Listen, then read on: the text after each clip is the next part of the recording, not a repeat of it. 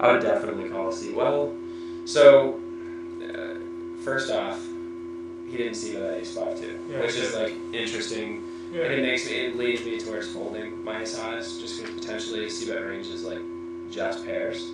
Another thing that scares me is like his c-bet size. Like we haven't seen one yet, but I don't usually see regs c-bet like 80 to 120 as their standard size. But I think it's a pretty good chance he's got a hand and he's like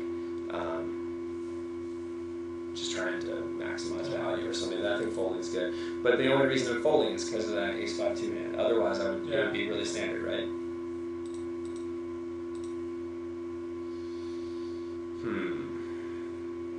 Alright. So, I think that value betting this river is a mistake. And I wouldn't blame you for doing it. So why did you check? I mean, it's good that you check, but I just don't know why. Well, I figured if he had an ace or anything, I'm not really sure. It's like sometimes when I bet in that spot, I get check raised big, and I'm just... You get raised big. Yeah, raised big. If you get raised in this spot, it's kind of an easy fold if you get raised. True. But like, so think about his range. Like you're trying to like develop your poker thought process, not like just hearing what I'm saying, right? So he c-bets, and like, you know, we know that his range is probably not a lot of air, right?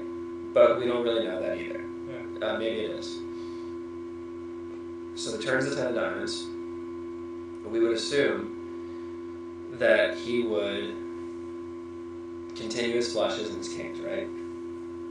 Usually. Yeah, usually. And then the river's an ace, so like, we want to think about like what his range looks like and what our range looks like to him, depending on what we end up doing.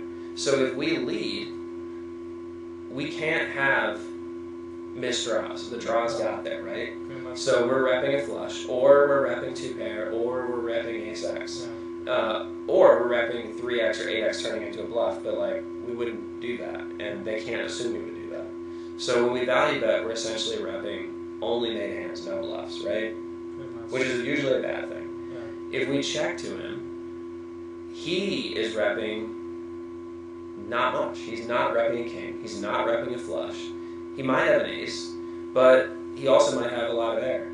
And he might try to rep this river, since our perceived range when we bet is strong, but when we check is weak, right?